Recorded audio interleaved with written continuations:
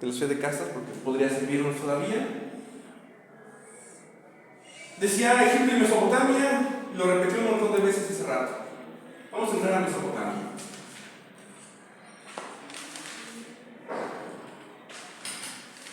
Mesopotamia, como seguramente lo vieron en la primaria y en la secundaria, significa la tierra entre los dos ríos. Eso significa Mesopotamia. ¿Cómo se divide la palabra? ¿Perdón? ¿Cómo se divide la palabra? Meso significa en medio y potamo significa ríos. De ahí viene la palabra, por ejemplo, hipopótamo, caballo de río. Entonces, Mesopotamia es la tierra entre los ríos. Eso, perdón. Meso significa ¿qué, perdón? En medio. Medio. Ajá. Esos dos ríos son el Tigris y el Éufrates. Esos son los dos ríos que vuelven fértil la llanura de Mesopotamia, en medio de ese desierto, porque además con el aumento de las temperaturas desde el Mesolítico, esa zona que antes era más bien verde y fértil, Tigris. Esa zona que antes era verde y fértil se va desertificando. Se va desertificando, pero mantiene una zona fértil, una zona productiva para la agricultura, gracias a estos dos ríos. También se van a estar construyendo obras hidráulicas para extender la zona de cultivo, llevar agua a más lugares. Canales, básicamente infraestructura hidráulica, que se consigue solamente con esta estructura social. Es decir, una sociedad capaz de sacar mano de obra para tributo en trabajo, que construye esa infraestructura, unos escribas que sean capaces de llevar alimentos suficientes a mano de obra, y muchas veces de esos escribas pues también van a surgir estos arquitectos que diseñen las obras hidráulicas. No son las únicas. Otras características que van a definir a Mesopotamia, su arquitectura, básicamente el zigurat. El zigurat tiene básicamente esta forma, son varios niveles, pueden ser para palacios, pueden ser para templos. En el Génesis, el zigurat. En el Génesis, esta historia de la Torre de Babel, lo que está describiendo es la construcción de un zigurat en Mesopotamia. Y son tantos los pueblos conquistados que participan, que por eso hablan distintas lenguas, hasta que llega un punto en que ya no se entienden, que seguramente se entendía. Bastaba con unos cuantos intérpretes para que hicieran trabajo de traducción. En general se construyen varios zigurats. De hecho, las ciudades, y no solamente las ciudades en Mesopotamia, sino desde las aldeas neolíticas, lo que encontramos es el terreno es básicamente plano, pero lo que hacían era que cuando construían sus casas, las construían de adobe. No había material de construcción porque es una zona sin acceso a piedras. Entonces, de hecho, fabrican ellos el ladrillo. Ellos inventan los ladrillos. ¿Quiénes ellos? Primero los sumerios. ¿Los qué? Los sumerios. ¿Sumerios? Que son un pueblo que habita en Mesopotamia. No me preocupa tanto que identifiquen el pueblo que los crea, sino que al menos identifiquen que en Mesopotamia se inventa el ladrillo. Ahorita hablamos de los pueblos. Inventan el ladrillo porque pues no hay piedras para fabricar sus casas. Lo hacen con tierra, adobe, paja, los meten a hornos hasta que queda ladrillo. Es un material que en general funciona bastante bien. Por su composición incluso ayuda a mantener un poquito fresco el ambiente dentro de la casa. La única desventaja es que si llueve y no está bien cocido el horno, el ladrillo, esa madre se derrumba. Pasaba, pero lo que muchas veces hacían era que una vez que se derrumbaba la casa, no limpiaban los escombros, sino que los dejaban como estaban y únicamente construían encima. Eso, repetido a lo largo de siglos, a lo largo de milenios incluso, hace que tanto las aldeas como las ciudades de Mesopotamia se empiecen a elevar. Y parece que eventualmente el efecto acumulado, al día de hoy, Hace que se hunda el terreno. no hace que se hunda el terreno, pero el efecto acumulado lo que hace es que hoy se ve como si estuvieran más colinas. Así tal cual, así una cosa rarísima. Pero pues insisto, a lo largo de varios siglos, de varios milenios. Sí, desde el 5000 antes de Cristo hasta la fecha. Ahora, esos ladrillos de Sigurat son la principal característica arquitectónica de Mesopotamia.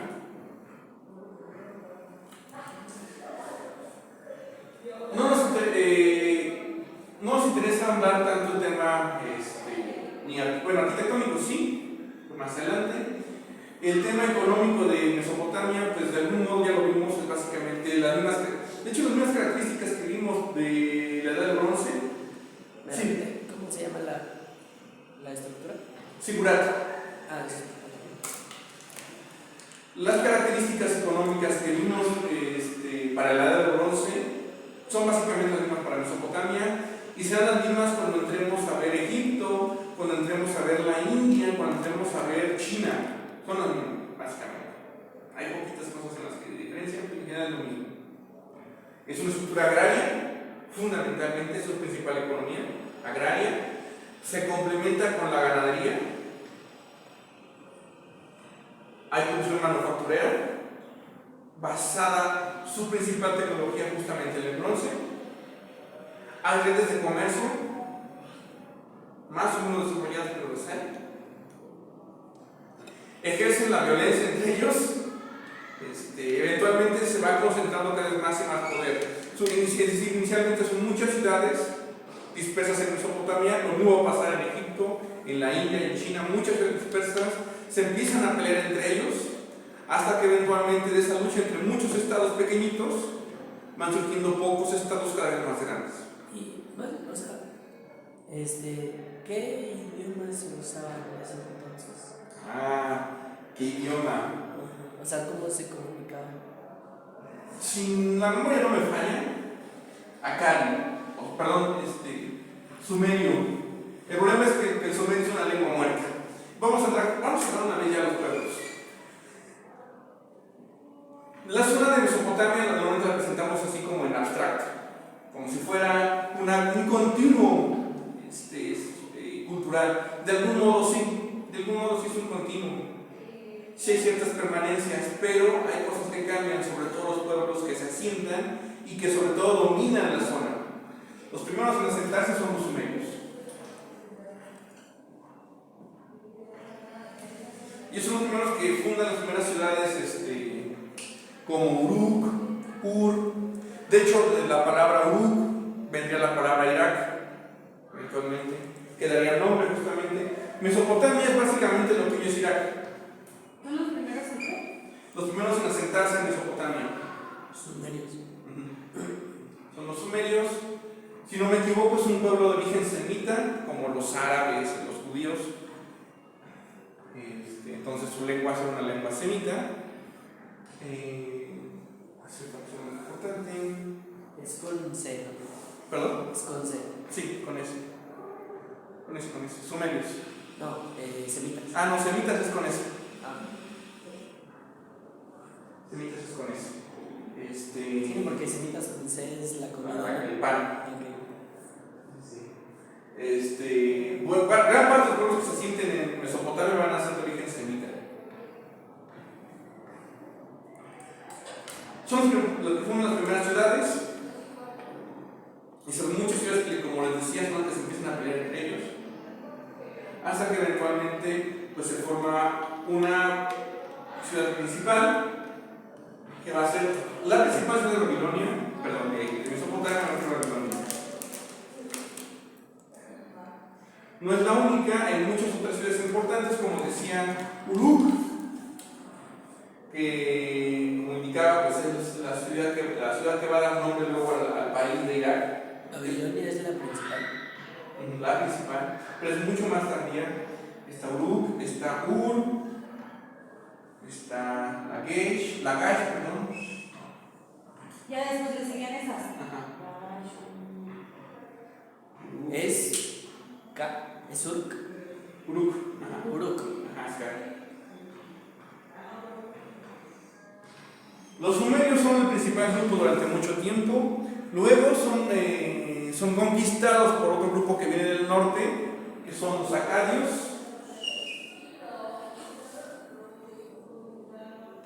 Viene otra etapa de esplendor para Mesopotamia, esta vez bajo la égida de los acadios. Acadios y...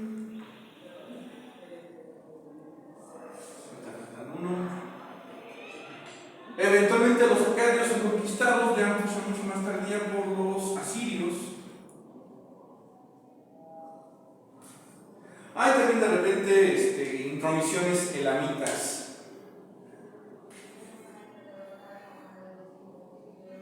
Pero estos elamitas los pongo aparte, o pónganlos aparte. Primero porque no son originarios de Mesopotamia. Estos son originarios de la tierra de Elam. Elam es lo que hoy es Irán.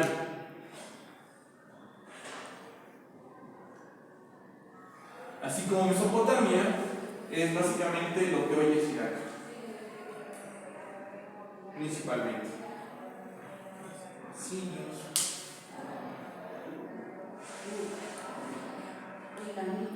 Elamitas. Estos No son originarios.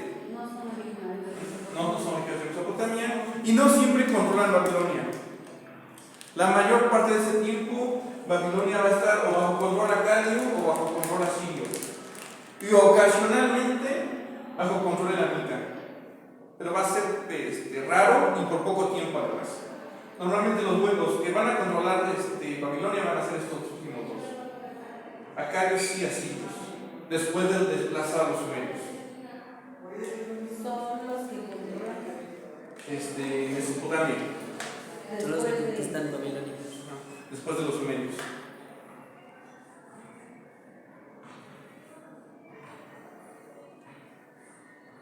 Ya lo habíamos visto sobre la escritura. Es una escritura de tipo cuneiforme.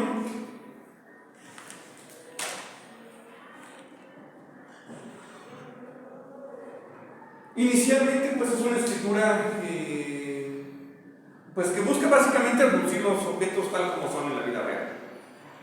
Dibujar una mesa como se ve una mesa. Cuneiforme. Unas montañas. Se llama cuneiforme porque básicamente funciona con cuñas.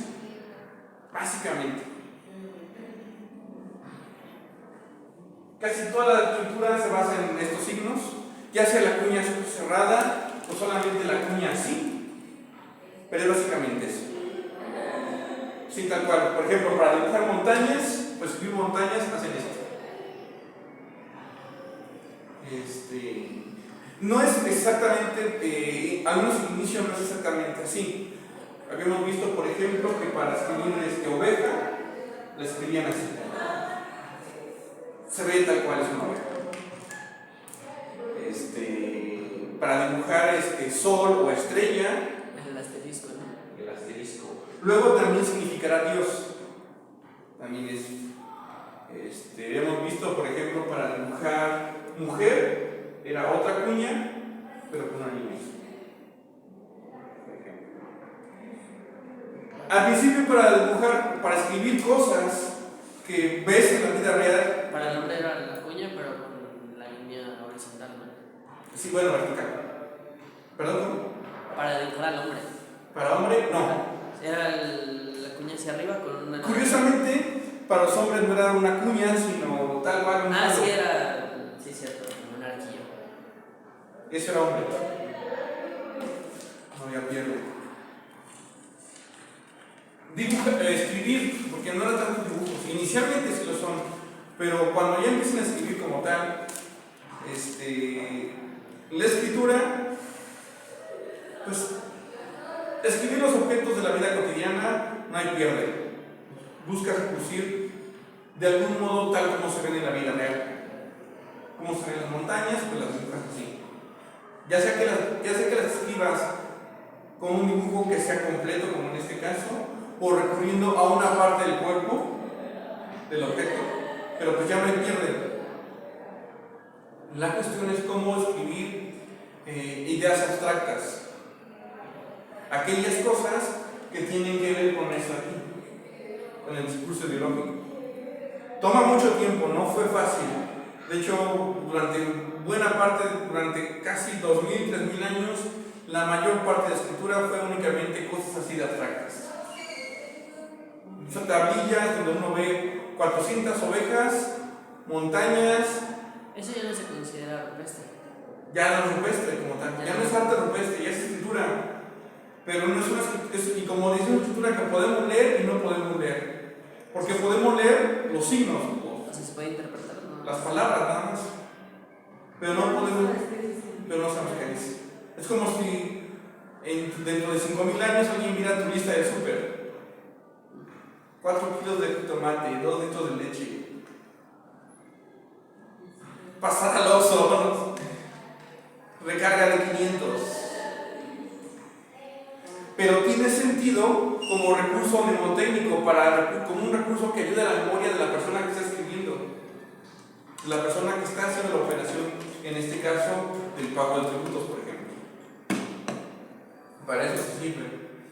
Va a tardar muchísimo tiempo en lo que podamos encontrar ya un texto como tal que se pueda leer.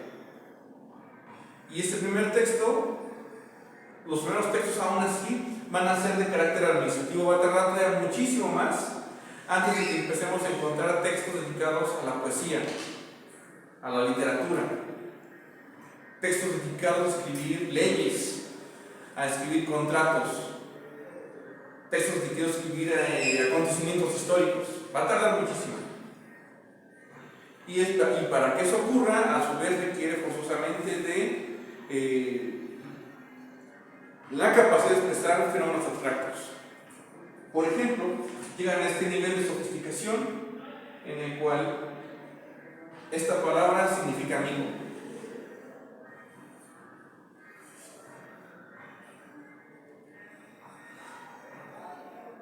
Y esto significa enemigo. Sí, así de abstracto. Pero hay una composición clara entre estos dos. Y así le van a empezar a hacer con varios fenómenos. En cuanto son capaces de escribir esos conceptos más abstractos, es posible para nosotros acceder a fenómenos más complejos de su pensamiento. Y empezamos a acceder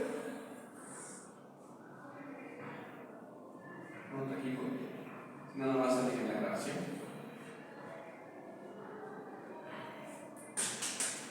Por ejemplo, no lo quiero llamar como ciencia, pero lo vamos a poner así. Ahora te explico por qué no estoy seguro. Hay un saber detrás de ciertos conocimientos que generan los sumerios y que después recogen acadios y asirios. Hay un saber detrás, por ejemplo, de las observaciones de las estrellas, hechos sobre todo por los sacerdotes. Es decir, son tan finos en su análisis y son tan meticulosos en sus observaciones celestes que eventualmente son capaces de predecir desplazamientos de cuerpos celestes, identificar dónde va a estar un planeta dentro de 10 o 30 años, o a veces hasta siglos. Planetas, estrellas, identificar eclipses. Hay eclipses, el eclipse que pasó hace un fin de semana, o poco más. No fue el viernes pasado. Bueno, no, sí más, el viernes pasado. Ah, o sea, este viernes que pasó. Al sábado, sí. Ajá, hace 2 semanas. Hace casi 2 semanas. Eso ya lo habían predicho los sumerios. Y así varios fenómenos astronómicos, alineaciones de planetas, etcétera, que ya habían predicho a partir de sus observaciones. Observaciones que además iban de la mano de un desarrollo de las matemáticas. Es decir, no puedes predecir solamente con la pura observación de los astros. Hace falta un cálculo matemático para saber dónde van a estar. Entonces hay un desarrollo de matemáticas que, dado que se basa en un sistema uniforme unas matemáticas basadas en un sistema sexagesimal. A diferencia de nuestro sistema de conteo, que es un sistema de conteo decimal, del 1 al 10 o del 0 al 10, para ellos es del 1 al 6. Del 0 al 9, No, del 1 al 6. no, el nuestro. Bueno, sí, del 0 al 9. Cierto. En su caso es del 1 al 6, y a partir de ese 1 al 6 es que agrupan. Así como nosotros agrupamos por grupos de 10, ellos se agrupaban por grupos de 6. Por eso es que, bueno, no sé si tiene que ver, pero los franceses o los italianos hacen sus cifras como, o sea, 100 es como 72 más 8 más 20 más Sí, está 2. bien raro. No se ve esa parte, porque también depende mucho, por un lado, que se confluyen el conteo arábigo con lo que alguna vez fue el conteo romano, que funciona de manera distinta. Entonces, todavía tenemos ciertas herencias de los sumerios en ese sentido. Así como heredamos el ladrillo, también heredamos algunos elementos del sistema sexagesimal. Por ejemplo, nuestro conteo de horas del día es invención mesopotámica. Dividir el día en 24 horas es un conteo sexagesimal. Son 4 grupos de 6, básicamente. El zodiaco también se basa en esas observaciones. El zodiaco occidental, que va a estos 12 signos desde Aries hasta Piscis, es una invención también mesopotámica. De hecho, como tal, tú tienes, digamos, visto desde la Tierra, tú tienes la Tierra, el planeta Tierra, y tienes los 12 signos alrededor del año. El Sol, así como lo dirían ellos, el Sol se va moviendo a lo largo del año y pasa un tiempo en la casa de Aries, un tiempo en la casa de Tauro, un tiempo en la casa de Géminis, y así sucesivamente hasta que se completa todo el año. Sin embargo, hay una serie de observaciones importantes. Primero, no son 12 signos, son 13 constelaciones por las que pasa el Sol a lo largo del año. La 13ª, la del Fiuco, creo que estaría Está antes de Sagitario. ¿Antes de Sagitario? Entre Escorpio y Sagitario. Ok.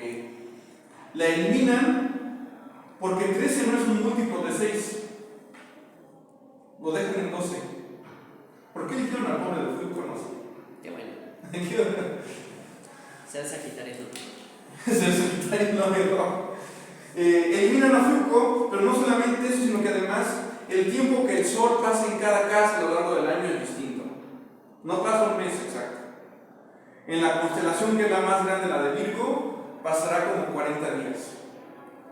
Y en la de Escorpio, que es la más chiquita, pasa 8 días. Entonces lo que hacen es redondearlos todos a 30 y tantos días más o menos. Y lo heredamos así, de los mesopotámicos. Y esa es la razón por la que yo no lo podría llamar como ciencia. Es decir, si hay un cálculo matemático muy complejo detrás de eso, pero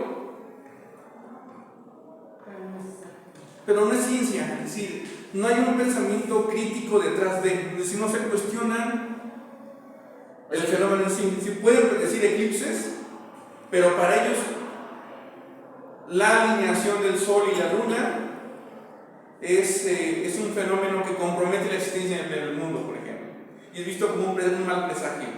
Entonces no se le podría llamar como astrología. Todavía es astrología. Bueno, tiene elementos de astrología mezclados con elementos astronómicos, con complejos cálculos numéricos. Entonces, esa es la parte que que no podríamos llamarlo como ciencia. Pero sí hay conocimiento atrás. Hay saberes, definitivamente. Hay un saber, un conocimiento práctico, definitivamente lo hay. Pero que sea un conocimiento crítico, un saber fruto de un razonamiento complejo, hasta cierto punto ya no lo hay. Bueno, quería extenderme todavía más y hablar sobre sus dioses. Pero ya en 15 minutos no me va a alcanzar. Entonces, ¿tiene alguna duda? La próxima clase, entonces, le seguimos con Mesopotamia, seguimos con la cosmovisión. Eso ya se lo explico